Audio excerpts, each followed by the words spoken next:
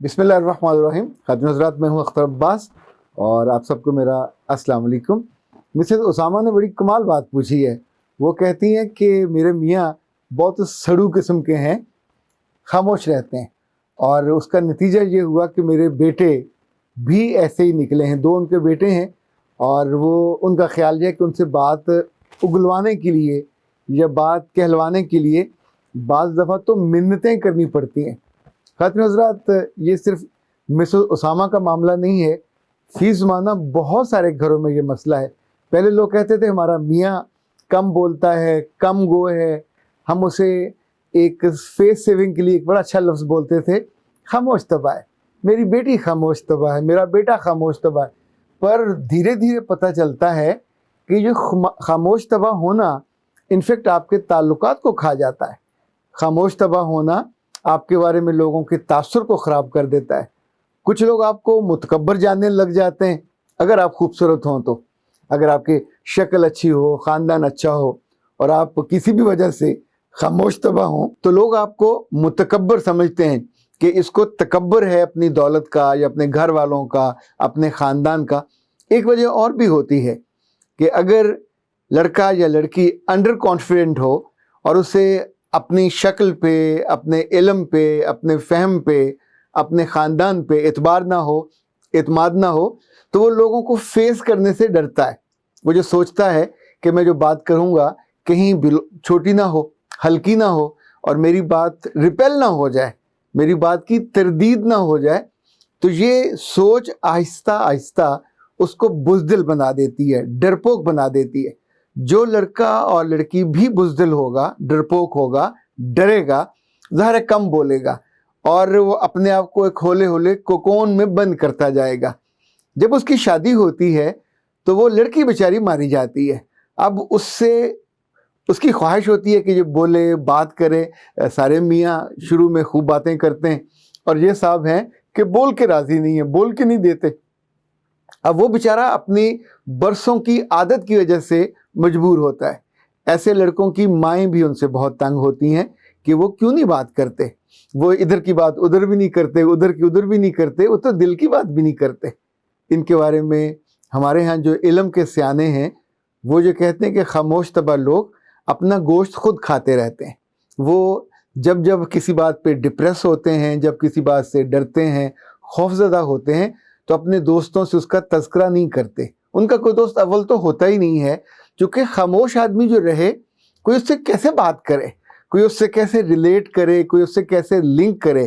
سو میں نے سوچا کہ آپ سے میں اس بات کا تذکرہ بطور خاص اس لیے کروں کہ اپنی پوری نسل کو آپ برباد ہونے سے بچا سکتے ہیں. اس لیے کہ آپ کا بیٹا ہے یا بیٹی اگر وہ خاموش طبع ہے، چپ ہے، بات نہیں کرتا، اسے کہتے ہیں کہ لوگوں میں بیٹھا ہو تو گلی نہیں پہندا.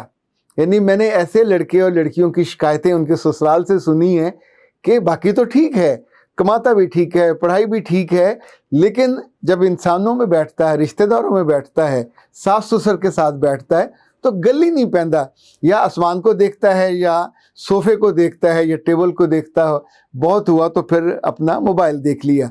اب انفیکٹ اس بیچارے کا قصور نہیں ہوتا، قصور اس کی ماں کا ہوتا ہے، قصور اس کے ابا جی کا ہوتا ہے. وہ جو کہتے ہیں نا ایسا ابا کہاں سے لبا تھا. تو جو ابے صرف کماتے رہتے ہیں، باہر دوستوں میں مگن رہتے ہیں، ان کے اپنے بیٹے اور اپنی بیٹیاں انڈر کانفیڈنٹ ہو جاتے ہیں. کبھی کبھی اس خرابی کی وجہ آپ کے دوست بھی ہو سکتے ہیں، چونکہ جب آپ دوستوں میں بیٹھو اور آپ کوئی بات کرو، بعض دوست ہوتے ہیں ان کو شعر بڑے اچھے آتے ہیں، بعض ہوتے ہیں ان کو مذاق اڑانا بہت اچھا لگتا ہے، وہ دوسروں کو 1 منٹ میں ان کی اتار کے ہاتھ میں پکڑا دیتے ہیں. اب ایسے لڑکوں کے ساتھ یا ایسی لڑکیوں کے ساتھ اگر آپ کی دوستی ہے تو جس محفل میں آپ بیٹھو گے وہ آپ کی بے عزتی کر دیں گے.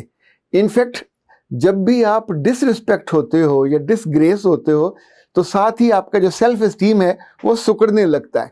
اس کو ہم کہتے ہیں کہ یہ لو سیلف اسٹیم پہ چلا گیا.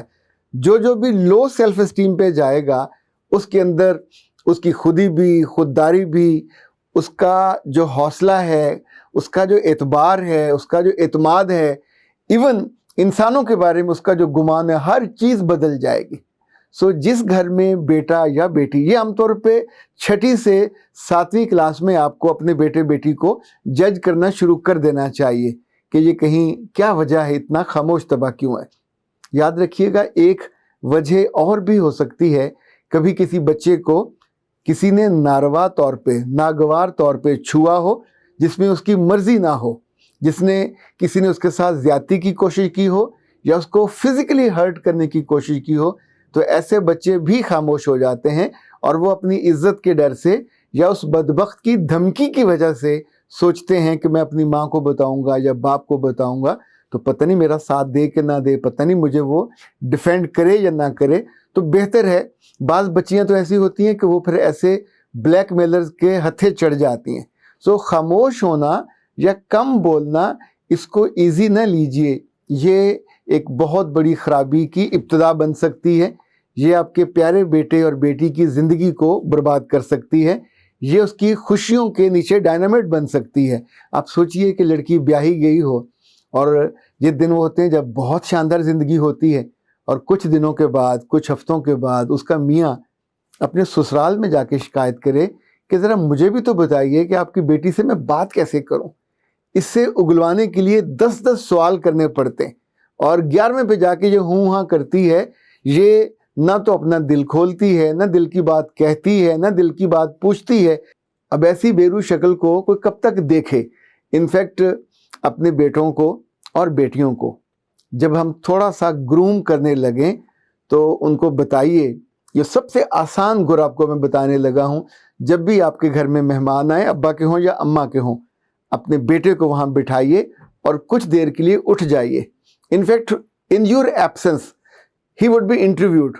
आपका दोस्त उससे बातें करे, उसके बारे में पूछे, उसके शौक, उसकी पढ़ाई, कुछ ऐसी बातें।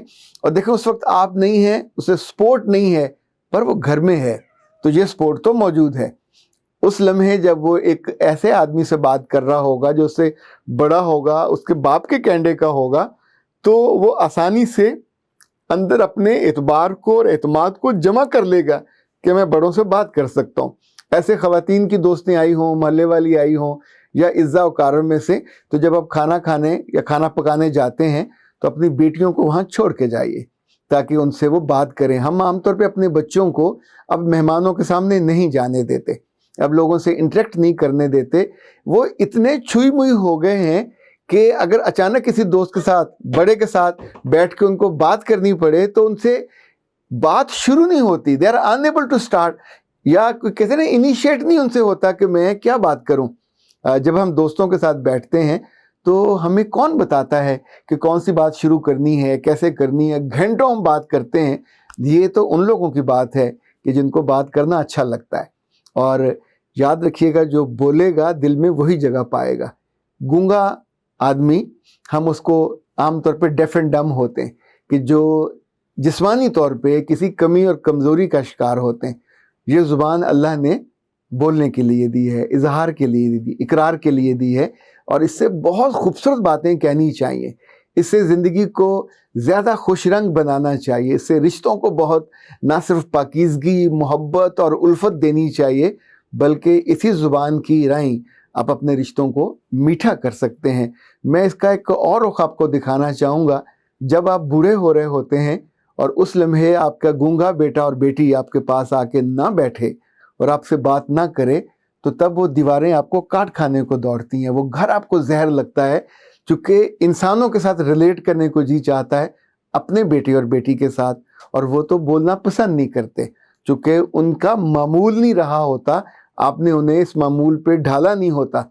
जिन घरों में बेटियां स्कूल से वापस आके पूरी तफसील अपनी माँ को बताती हैं, उन्हें ज़िंदगी भर कभी इस मसले का शिकार नहीं होना पड़ता।